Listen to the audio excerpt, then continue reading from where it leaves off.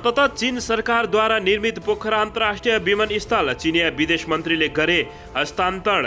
चिनिया विदेश मन्त्री यी र प्रधानमन्त्री शेरबहादुर देउबा बीच भयो भेटवार्ता। देशमा अझै पनि प्रतिगमनको खतरा छ। नेता नारायण काजी श्रेष्ठ, प्रधानमन्त्री देउबा र चिनिया विदेश मन्त्री वाङ बीच भेटवार्ता सम्पन्न। यस्तो छ नेपाल र चीन बीच भएको 9 बुँदे समझदारी पत्र। केपी शर्मा ओलीलाई माधव कुमार नेपालको व्यङ्ग्य, दुःख पाइस मङ्गलले आफ्नै ढङ्गले। नेपाल चीन बीच 9 बुँदे भयो सम्झौता। चाइना नेपाल रेलवेदेखि अरनीको राजमार्गसम्म प्रधानमन्त्री शेरबहादुर देउबाको भनाई। म त केपी शर्मा ओलीजीले संसद विघटन गर्दादेखि नै चुनावको पक्षमा थिए। माधव कुमार नेपालको गम्भीर आरोप। एमाले पार्टी बनाउने म, कब्जा गर्ने केपी शर्मा ओली। चीनले दियो नेपाललाई निकै ठुलो सरप्राइज। एकाएक भयो यति ठुलो सहमति। सिंहदरबारमा नेपाल चीन प्रतिनिधि मण्डल स्तरीय वार्ता जारी। विभिन्न 9वटा समझदारी पत्रमा हस्ताक्षर। एमालेलाई देशभरबाटै हराएर देखाउँछौ, नेता माधव कुमार नेपाल। काङ्ग्रेसको बैठकमा चुनावी तालमेल बारे दुईधार। माओवादी केन्द्रभन्दा एमालेसँग मिल्नुपर्ने छुट्टै मत। परराष्ट्र मन्त्री खड्का र चिनिया विदेश मन्त्री बीच भयो भेटवार्ता। नेपाल र चीन बीच द्विपक्षीय वार्ता सुरु। गठबन्धनका विपक्षीलाई प्रधानमन्त्री शेरबहादुर देउबाको प्रश्न। एमाले र माओवादी केन्द्र भोलि मिलिदियो भने के गर्ने? सबै पालिकाबाट केपी शर्मा ओली, पार्टी र उनको प्रवृत्तिलाई धुलो चटाउँछौ, नेकपा एकीकृत समाजवादीका अध्यक्ष नेता माधव कुमार नेपाल। काङ्ग्रेस, एमाले र माओवादी केन्द्रलाई साँडै भन्दै नेता राजेन्द्र लिङदेनले भने, यिनलाई भोट दिए देश बन्दैन। आन्तरिक विवाद मिलाउन सके काङ्ग्रेस सबैभन्दा बलियो पार्टी बन्छ। नेपाली काङ्ग्रेसका नेता शेखर कोइराला। चीनद्वारा राष्ट्रिय आयुर्वेद अनुसन्धान तथा तालिम केन्द्र नेपाललाई गर्यो हस्ताक्षर। लुम्बिनीमा आलोपालो सरकार चलाउने भद्र सहमति माओवादीले गरेन कार्यान्वयन। काङ्ग्रेसले गुहार्यो प्रधानमन्त्री देउबा। देउबा भन्छन् पार्टी फुटिहाल्यो भने नठान्नुहोस्, प्रचण्ड हार्ने चुनाव लड्दैनन्। आयोगमा दर्ता भएका सबै पार्टीहरूले गठबन्धन गरे तापनि एमालेले चुनाव जित्ने पूर्व प्रधानमन्त्री केपी शर्मा ओलीको दाबी। नेता राजेन्द्र लिङदेलको प्रश्न। देउबा, ओली र प्रचण्डले कति वर्ष सरकार चलाउँदा देश बन्छ? कम्युनिस्टहरूलाई मिल्न नदिन गठबन्धन आवश्यक छ, प्रधानमन्त्री शेरबहादुर देउबा। र चिनिया विदेश मन्त्री यीले गरे पोखरा विमानस्थल नेपाललाई हस्तान्तरण। चिनिया विदेश मन्त्री यी र प्रधानमन्त्री शेरबहादुर देउबा बीच भयो यति ठुलो सहमति। अब हेर्नुहोस् पुरा समाचार।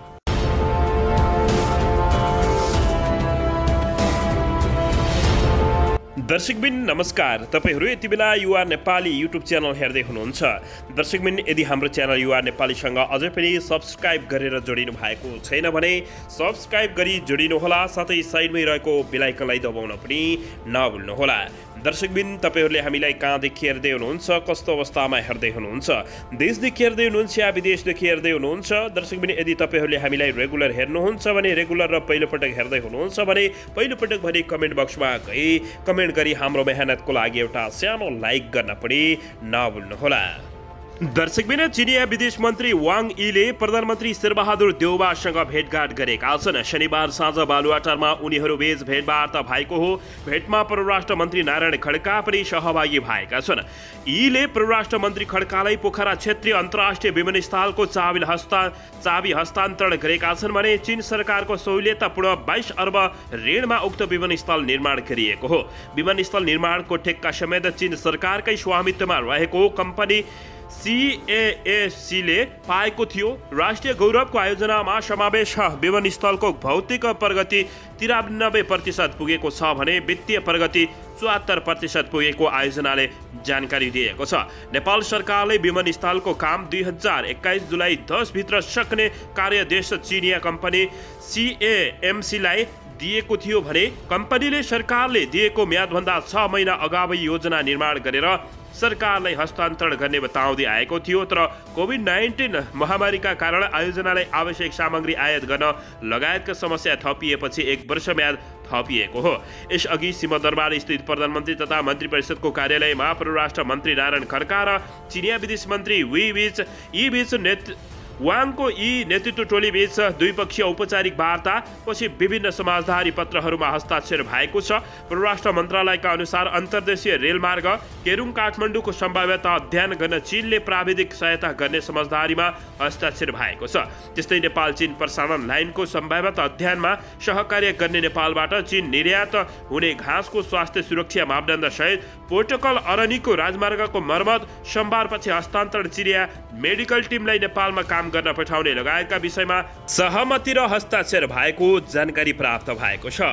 दर्शकबिन यसैबीच यता पूर्व प्रधानमन्त्री केपी शर्मा ओलीलाई माधव कुमार नेपालले व्यङ्ग्य हान्दै दुःख पाइस मङ्गलले आफ्नै ढङ्गले भनेका छन्।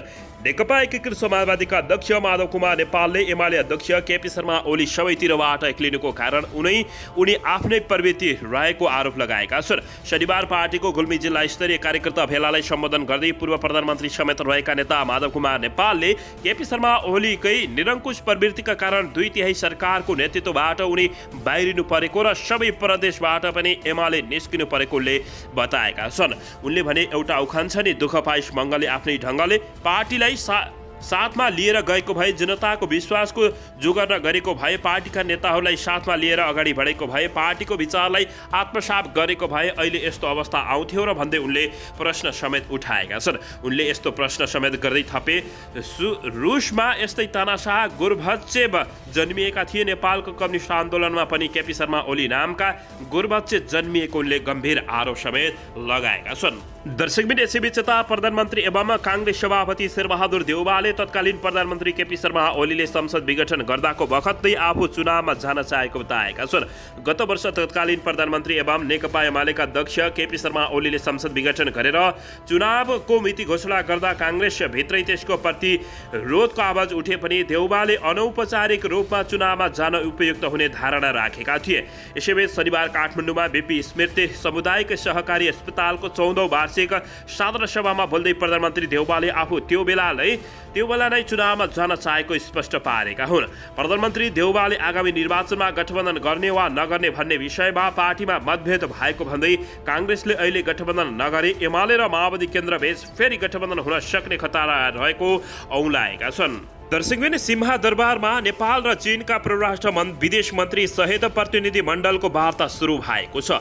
वार्तामा नेपालका तर्फबाट परराष्ट्र मन्त्री नारायण खड्का सहित 25 जना र चीनका तर्फबाट विदेश मन्त्री तथा राज्य परिषद सदस्य एवं विदेश मन्त्री वाङ यी सहित प्रतिनिधिहरू सहभागी भएका छन्। परराष्ट्र मन्त्री खड्का नेतृत्वको 25 सदस्यीय प्रतिनिधि मण्डलमा परराष्ट्र अर्थ, सांस्कृतिक, पर्यटन तथा नागरिक उड्डयन, गृह, ऊर्जा, जलस्रोत तथा सिँचाइ, कृषि तथा पशुपक्षी विकास, उद्योग, वाणिज्य तथा आपूर्ति, भूमि व्यवस्था, सहकारी तथा गरिबी निवारण, भौतिक पूर्वाधार तथा यातायात, स्वास्थ्य र जनसङ्ख्या मन्त्रालयका सचिव सहित परराष्ट्र मन्त्रालयका उच्च अधिकारीहरू सहभागी भएका छन्। विदेश मन्त्री वाङ नेतृत्वको 17 सदस्यीय मण्डलमा नेपालका लागि चीनका राजदूत हौ यान्छी, चीनको विदेश मन्त्रालयका सहसचिव वु जिवाङ वो, वाणिज्य मन्त्रालयका सहसचिव वङ शेङ कुपिङ, विदेश मन्त्रालयको एसियाली मामिला विभागका महानिर्देशक लिउ जेनसङ, नायब शिष्टाचार महानिर्देशक सोङ जिया र विदेश मन्त्री याङका सचिव दोङ झोइ रहेका छन्। प्रतिनिधि मण्डल स्तरीय वार्ता अगाडि सिंहदरबार स्थित प्रधानमन्त्री तथा मन्त्री परिषदको कार्यालयमा दुई देशका परराष्ट्र मन्त्रीबीच भेटवार्ता भएको थियो। दर्शकबिन भेटमा परराष्ट्र मन्त्री नारायण खड्का र चीनको राज्य परिषद सदस्य एवं परराष्ट्र मन्त्री वाङ बीच नेपाल चीन सम्बन्धका समग्र पक्षमा छलफल भएको परराष्ट्र मन्त्रालयले जानकारी दिएको छ। दुई नेताहरू बीचको भेटका क्रममा पारस्परिक हित र साझा चासोका सबै पक्षमा विचार विमर्श भएको हो। भेटवार्तामा राष्ट्रिय, क्षेत्रीय र अन्तर्राष्ट्रिय मुद्दामा छलफल हुनका साथै कोरोना महामारीको कठिन परिस्थितिमा चीनले खोप सहित विभिन्न स्वास्थ्य सामग्री उपलब्ध गराएकामा नेपाल सरकारका तर्फबाट मन्त्री खड्काले आभार व्यक्त गरेका थिए। परराष्ट्र मन्त्री खड्काले एक चीन नीतिप्रति नेपालको अटल प्रतिबद्धता दोहोऱ्याउँदै नेपाल उत्पादन चीनतर्फ निकास हुने नाका सञ्चालन नहुँदा मुलुकको अर्थतन्त्रमा परेको नकारात्मक असरतर्फ चीनिया विदेश मन्त्रीको ध्यान आकर्षण गराएका हुन्।